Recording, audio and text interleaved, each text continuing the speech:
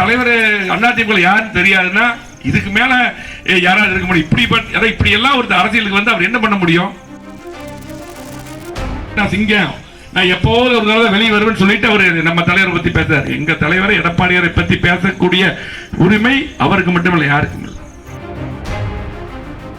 இன்னைக்கு பாத்தீங்கன்னா நிறைய பேர் நடிகர்கள்லாம் வந்திருக்காங்க. இன்னைக்கு கூட பாத்தீங்கன்னா சமீபத்தில் நடிகர் விஜய் அவர்கள் அந்த மதுரை இதே மண்ணில் பேச்செல்லாம் கேட்டிருப்பீங்க. அதாவது யாரையும் நாங்கள் எப்பவுமே குறை சொல்லி பேச மாட்டோம். அவருடைய படத்தை பார்த்து நாங்கள் ரசிக்கக்கூடியவங்க தான், மரியாதை. ஆனால் அந்த மாநாட்டில் வந்து அதிமுகவுக்கு இருக்கின்ற தலைவர் பார்த்து எப்படி பத்த தலைவர் பார்த்தீங்களா அப்படிங்கிற மாதிரி ஒரு வார்த்தை வந்துருச்சு. எங்களுடைய தலைவர் இப்ப யார்? எடப்பாடியார் அவர்கள் ஒரு விவசாய குடும்பத்திலே பிறந்து ஒரு விவசாயி நாட்டை ஆள முடியுமா என்று கேள்வி வரும்போது இந்த ஆட்சி 3 மாசத்துல போயிடும், 6 மாசத்துல போயிடும் என்று சொல்லுகின்ற பொழுது 4 வருடம் 2 மாதம் அற்புதமான ஆட்சியை கொடுத்த தலைவர் எங்களுடைய தலைவர், தெரிஞ்சுக்கங்க. அது மட்டுமல்ல, இன்னைக்கு மாணவர் சமுதாயத்துக்கு, இளைஞர் சமுதாயத்துக்கும் நீட் இன்னைக்கு திமுக ஏமாத்திட்டு இருக்காங்க. 7.5% இடஒதுக்கீடு தந்து 600க்கு மேற்பட்டவர்கள் MBBS BDS படிக்கிறாங்கன்னா எடப்பாடியார் காரணம். இன்னைக்கு 11 மருத்துவக் கல்லூரி கொண்டு வந்தது யார்? நீ மத்திய அரசுல நம்முடைய பாரத பிரதமர் கேட்டு கொண்டு வந்தது எடப்பாடியார். கொரோனா நேரத்தில் எல்லாம் பாத்தீங்கன்னா தடனிட்டு இருக்கும்போது இளைஞர்களுக்கு, மாணவர்களுக்கு ஆல் பாஸ் போட்டு தந்தது யார்? எடப்பாடியார். ஒவ்வொரு மாவட்டத்துக்கும் செய்ய முடியாத திட்டங்களை எல்லாம் கொடுத்தது எடப்பாடியார். இங்கே கூட பாத்தீங்கன்னா இன்றைக்கு கூட்டுக்குடிநீர் திட்டம் 50 வருஷத்துக்கு வருகின்ற 50 வருஷத்துக்கு குடிநீர் பிரச்சனையை போக்க திட்டம் தந்தது எடப்பாடியார். நான் தான் அதுக்கு அமைச்சர். அது மட்டுமல்ல, எடப்பாடியார் யாருன்னு தெரியுமா?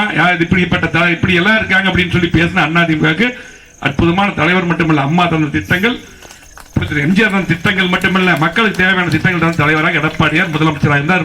அது மட்டுமல்ல, இன்னைக்கு கழகத்துடைய பொதுச் செயலாளர்.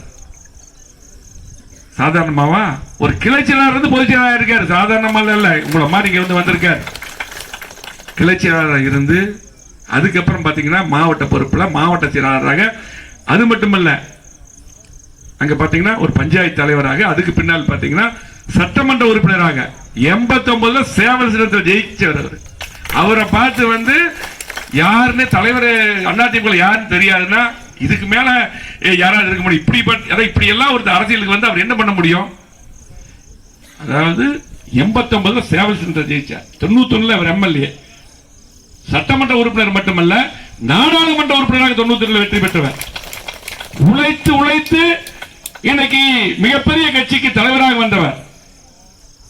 உழைப்பு மட்டும்தான்.